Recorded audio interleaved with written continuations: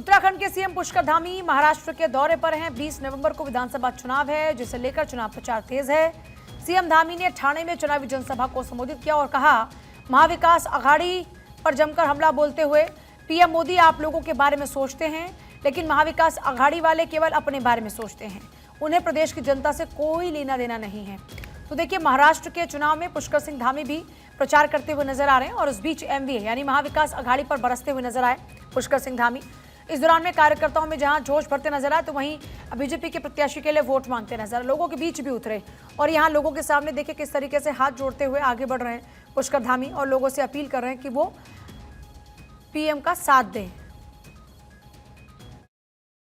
प्रधानमंत्री मोदी जी के नेतृत्व में, मार्गदर्शन में यहां महायुति का गठबंधन आप सबके बीच में चुनाव में भारतीय जनता पार्टी के साथ जो केवल राष्ट्र की बात कर रहा है, राष्ट्रवाद की बात कर रहा है, विकास की बात कर रहा है, आपकी समृद्धि और सुरक्षा की बात कर रहा है।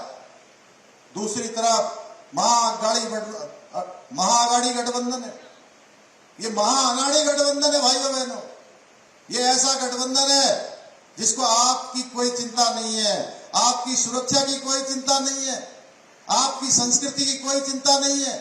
इनको अगर चिंता है, इनकी सोच है, तो केवल अपने व्यक्तिगत विकास की है, अपने परिवार की सोच है इनके अंदर। व्यक्तिगत घोटाले, भ्रष्टाचार इनकी कार्य संस्कृति का हिस्सा रहे हैं। बाला साहब ठाकरे की आज पुण्यतिथि है। सीएम पुष्कर धामी ने उनको नमन किया।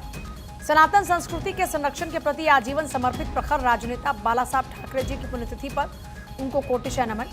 आमजन के अधिकार स्वाभिमान को स्थापित करने, राष्ट्र धर्म विरोधी ताकतों के विरुद्ध आपका संघर्ष सदैव प्रेरणा स्रोत रहेगा।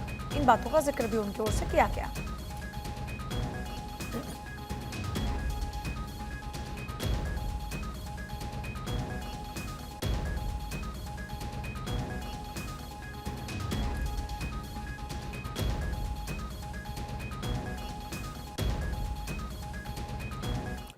और आज बद्रीनाथ धाम के कपाट हो जाएंगे बंद, शीतकाल के लिए बंद हो जाएंगे धाम के कपाट। इससे पहले सखी बन लक्ष्मी को लाएंगे रावल। भगवान बद्रीनाथ को फूलों से सजाया गया। बद्रीनाथ धाम के कपाट बंद होने की जो प्रक्रिया है वो शुरू हो चुकी है। तो तस्वीरें इस वक्त आप देख रहे हैं बद्रीनाथ धाम की। भगवान बद्रीनाथ को फूलों से सजाया गया है और आज बद्रीनाथ के कपाट बंद हो जाएंगे। बद्रीनाथ धाम के कपाट बंद होने की प्रक्रिया शुरू हो चुकी है। आज बंद हो जाएंगे बद्रीनाथ धाम के कपाट। शीतकाल के लिए बंद हो जाएंगे धाम के कपाट। ये बड़ी खबर है, शीतकाल के लिए बंद हो जाएंगे धाम के कपाट। इससे पहले सखी बन लक्ष्मी को लाएंगे रावल।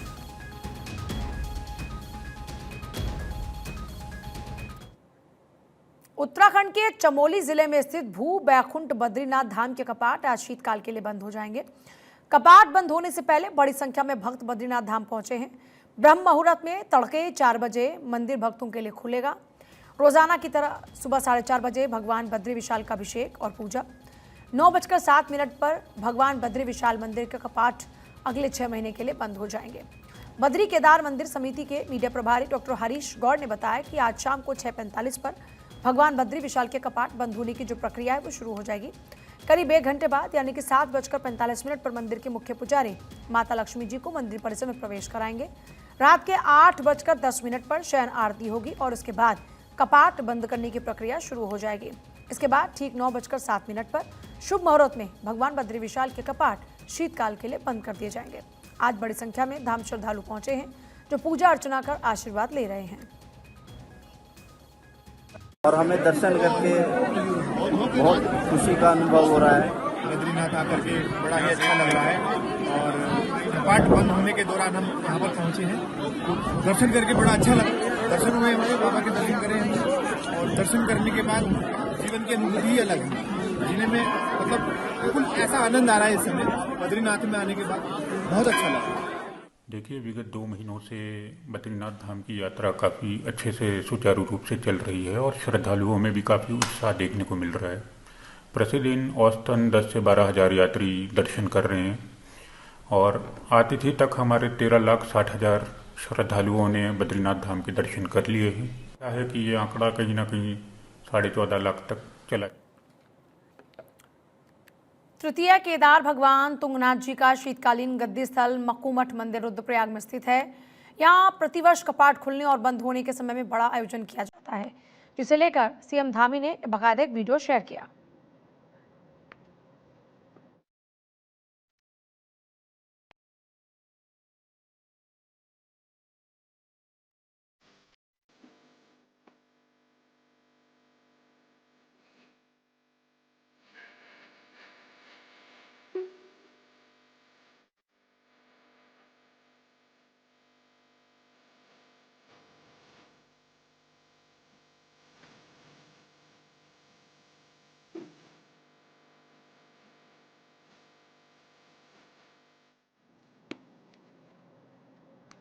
रुड़की क्षेत्र के भगवानपुर ब्लॉक की ब्लॉक प्रमुख करुणा कर्णवाल ने अपने ताऊ पूर्व विधायक देशराज कर्णवाल पर प्रेस वार्ता कर गंभीर आरोप लगा दिए।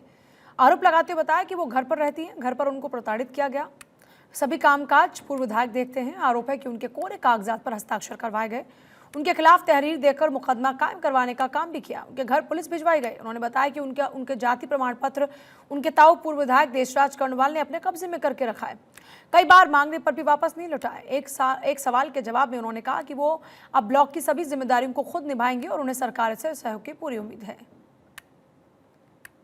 क्या बताऊं, उन्होंने अपने करने में कोई कमी नहीं छोड़ी, मुझे इतना परेशान किया। उन्होंने मेरे घर पुलिस भेज। लक्सर में स्वास्थ्य विभाग द्वारा लक्सर सीएचसी परिसर में कम्युनिटी एक्शन फॉर हेल्थ के अंतर्गत ग्राम स्वास्थ्य स्वच्छता और पोषण समिति पर ब्लॉक स्तरीय जनसंवाद कार्यक्रम आयोजित किया गया। कार्यक्रम में लक्सर विधायक मोहम्मद शहजाद ने बतौर मुख्य अतिथि शिरकत की। इस अवसर पर विधायक द्वारा अस्पताल में बेहतर सुविधा देने का आश्वासन भी दिया गया। मैं प्रधान बीडीसी और भाई ब्लॉक प्रमुख हैं और हैं अधिकारी हैं, डॉक्टर हैं, अगर हम सब मिलकर कार्य करें, एक दूसरे के बजाय कमेंट करने के हम एक गांव में जाएं और वहाँ की व्यवस्था को दुरुस्त करें, तो मैं समझता हूँ बहुत अच्छा कार्यक्रम चलेगा और चलना भी चाहिए। सरकार अगर खर्चा कर रही है तो जनता को लाभ मिलना ही चाहिए और मैं इसके लिए तैयार हूँ। उत्तराखंड गौ सेवा आयोग के अध्यक्ष पंडित राजेंद्र अंथवाल ने गौ माता को सड़कों पर न छोड़ने की पूरे प्रदेश की जनता से अपील की। कोटद्वार में मीडिया को जारी अपने बयान में राजेंद्र अंथवाल ने कहा, जिस प्रकार हिमालय और गंगा हमारी संस्कृति की पहचान है, उसी प्रकार गाय माता भी हमारी संस्कृति का हिस्सा है। लिहाजा गौ माता को सड़कों पर छोड़कर पाप की भागीदार ना बने। नगाधिराज हिमालय का हम पर बर्दाश्त है, माँ गंगा की कृपा है, तो मैं इस अवसर पर ये भी चाहूँगा कि गौ माता को जो समय सड़क पर है उसका पर भी लोग ध्यान दें। यदि गाय भारत की संस्कृति की धुरी है, इसलिए ये जो सड़कों पर निराश्रित छोड़ रहे हैं उनसे अपेक्षा है, अपील है कि ऐसा न करें, पाप के भागीदारी न बने। उत्तराखंड में लगातार बढ़ रहे सड़क हादसों पर सीएम धामी ने चिंता जाहिर की और सड़क दुर्घटना सुरक्षा नियमावली बनाने के लिए अधिकारियों को समिति बनाने और विशेषज्ञों की राय शामिल करने के निर्देश दिए। उन्होंने कहा कि सड़क दुर्घटनाओं का बढ़ना चिंता का विषय और उस पर प्रभावी रोकथाम के लिए सुरक्षात्मक उपायों पर विशेष ध्यान देना चाहिए। हमने 9 नवंबर राज्य स्थापना दिवस पर इसकी घोषणा करी थी कि इस प्रकार की जो हमारे यहाँ दुर्घटनाएं होती हैं उन दुर्घटनाओं को रोका जाए, उनमें पूरी तरह से जो है सुरक्षा की व्यवस्था की जाए। तो नियमावली बनाई गई है और उसके अंतर्गत काम चल रहा है। मुख्यमंत्री पुष्कर धामी के आदेश के बाद अब दुर्घटनाओं पर रोक लगाने के लिए परिवहन निगम ने कवायद शुरू कर दी। ऋषिकेश में परिवहन निगम के अधिकारी प्रतीक जैन ने बताया कि पहाड़ी और मैदानी क्षेत्रों में लंबी दूरी पर जाने वाली बसों में 2 ड्राइवर तैनात होंगे, जिससे दुर्घटनाओं पर अंकुश लगेगा। और एक बड़ी खबर इस वक्त लक्सर के खानपुर में एक बड़ा हादसा हुआ है। ट्रक ने भैंसा बुग्गी में टक्कर मार दी और हादसे में एक युवक की मौत हो गई है, कई घायल। ग्रामीणों ने इसको लेकर विरोध प्रदर्शन किया है। तो ये तस्वीरें इस वक्त है, ट्रक ने भैंसा बुग्गी में टक्कर मार दी। तस्वीरें भी इस वक्त आपके सामने। हादसे में एक युवक की मौत हो गई है, कई लोग अभी तक घायल बताए जा रहे हैं। ग्रामीणों ने विरोध प्रदर्शन किया है। लक्सर के खानपुर में बाहमणवाला पेट्रोल पंप के पास भीषण सड़क हादसा। तेज रफ्तार ट्रक ने भैंसा बुग्गी में पीछे टक्कर मारी। हादसे में बुग्गी चालक की मौत हो गई, जबकि कई लोग गंभीर रूप से घायल हैं। अस्पताल में जिन्हें भर्ती कराया गया। हादसे में एक पशु की मौत भी हो गई है। इस घटना से आक्रोशित ग्रामीणों ने हाईवे को जाम कर दिया और तस्वीरें इस वक्त आप देख रहे हैं, प्रदर्शन लगातार जारी है।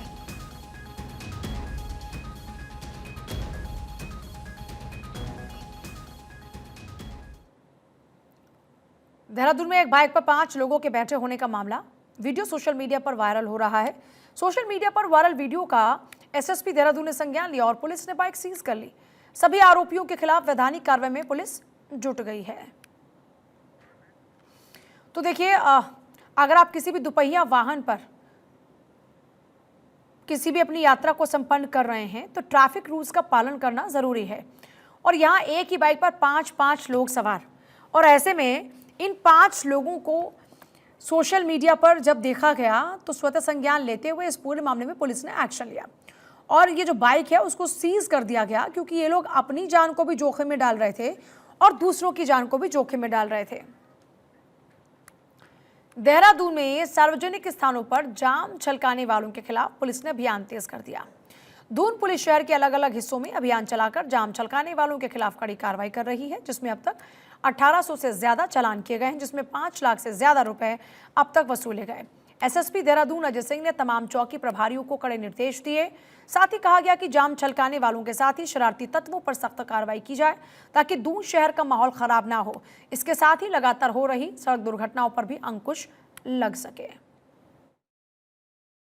जो सार्वजनिक स्थानों पर शराब पीने की शिकायत है, चूँकि आमजन जो उन रास्तों से जाते हैं, खासकर कभी टूरिस्ट जो बाहर से आते हैं उनकी शिकायत रहती है, लोकल लोग की भी रहती है कि कुछ ऐसे स्थान हैं चिन्हित जहाँ पर लोग गाड़ियों में बैठकर या खुले स्थान पर शराब या मदिरा सेवन करते हैं और जिससे आमजनों को भी असुविधा होती है। इसको देखते हुए लगातार ऐसे इलाकों में जो शहर के आउटर इलाके जहाँ पर से शिकायतें थी, लगातार अभियान हमारा चल रहा है और अभी हमने जो इस अभियान के तहत 1894 लोग का इसमें चालान किया, 5,85,000 रुपये का जुर्माना भी लगा है।